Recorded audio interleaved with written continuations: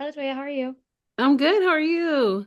I'm doing great. So, right off the bat, I want to ask when you have something that is a period piece, what for you as a creative is the most exciting part about setting a detective show or an FBI show, as this is, in a different time period and getting to explore what that would look like through that kind of setting? I really like to explore. I think the period is sort of like the backdrop, right? It is a part of the story, but the thing that should always pop more than anything is like what are your characters and who are they?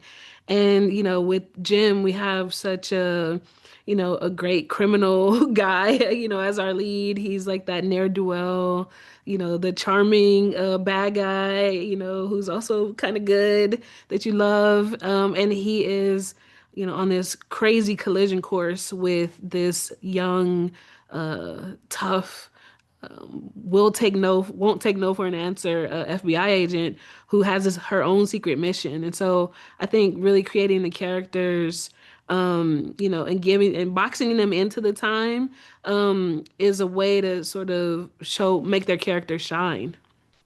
When I wanted to talk about the casting a little bit because you have Rachel Hilson, who representation for girls who are not babies but have the baby face because I everyone Yeah. thinks I'm 23 and I'm like I'm 30. I got a whole decade on what I think I have. And then like seeing her as an FBI agent, I was like, yeah, because she is 29. Like she could potentially have that job. And then also like having Josh Holloway play a type we've seen him play, but in a new way. How Mhm. was it getting to write for those two and allowing them to kind of, play with our expectations a little bit and change what we perceive of both of those actors within these roles? Yes, I love this question. Because for Rachel and Nina's character, we wanted her to be young and kind of like not even know like all the trouble she was gonna get into. She's too focused on her goal to even know that she's like literally stepping on landmines every single place she goes. And Rachel brings this great tenacity with this beautiful vulnerability to the character. So I love that about her. And then for Josh, he's so charming and he's so handsome and has that great hair and has the great Levi's. He just looks great, and of course, he drives fast and he has a gun too. Those are, all attractive things as well. And so I think, those two characters were really fun and we get to see Josh really stretch, and do things that we haven't seen him do before. Some of my favorite scenes for him are, with him and Luna, just the quieter moments. Or him with Izzy, and you get to see that he has like this crazy, makeup breakup relationship with her, and then you get to see him fight and clash with Nina, and they both are so tough and strong in their own way, and so stubborn, that it's just explosive to see them on screen together. Yeah, and I also this show had one of the a reveal that I was like, oh, I know exactly who it is. Because when he goes to talk to his boss, I heard Keith David's voice and instantly was like, no, that's Keith David. And then it like the camera panned over and I was like, I know that man's voice and I can always Yes. spot it. Is it fun to have people like Keith David to get to work with on these characters because he is, you know, especially millennials, like we have known Keith David for so long that he is just kind of part of the lexicon of actors that you're like, yep, that's that guy. I know him. I've Yes. seen him in this thing. Yes, he was literally on my list of actors who I wanted to write for. So it's been a dream that he read the script, he loved it, he wanted to be in it. He always brings like first and foremost that voice, right? That booming voice. And then he also brings that gravitas to the role where he's like super tough, but then you also kind of like want to hang out with him and you aren't sure what he's capable of, which is the fun of the story. So you're kind of on pins and needles with Jim trying to figure out like, wait, is she right about what this guy has done or am I being snowed? So that's the fun of it. You really, as the audience, get to be in Jim's shoes. Yeah, and I wanted to ask too. Nina goes on the reservation with her partner, and it's such a beautiful scene in that first episode where correct me if I'm wrong, his name is like Daryl, right? Daryl, Yeah, yeah. the cop who comes up and meets them.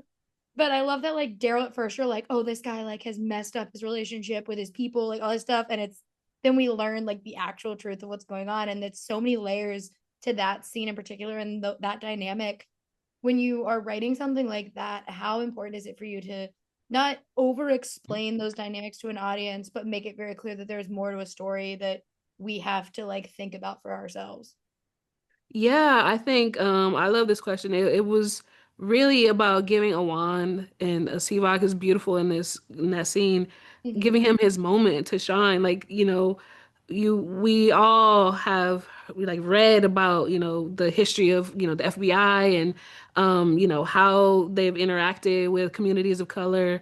And we wanted him to have a very specific and very distinct backstory of his own that he is, you know, in that moment shares with Nina.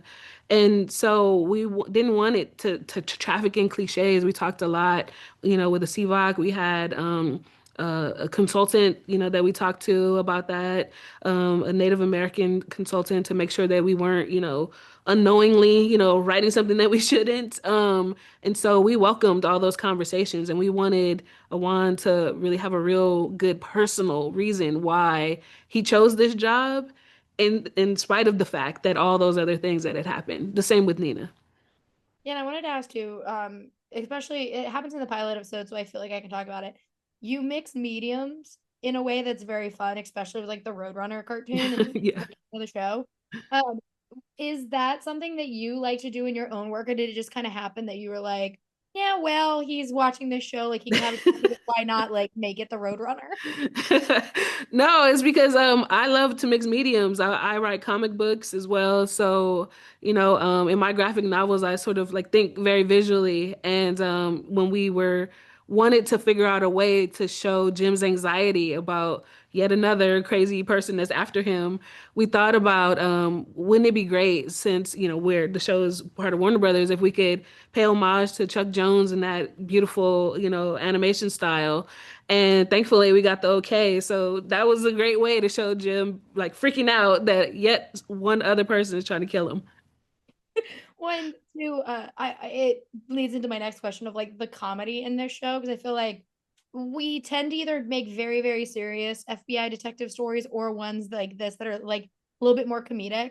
And I really love when Jim is in a fight with the guy and like they just stop and decide they're gonna have a drinking break because they're like, "Bye, like, let's just get drunk together." Yes.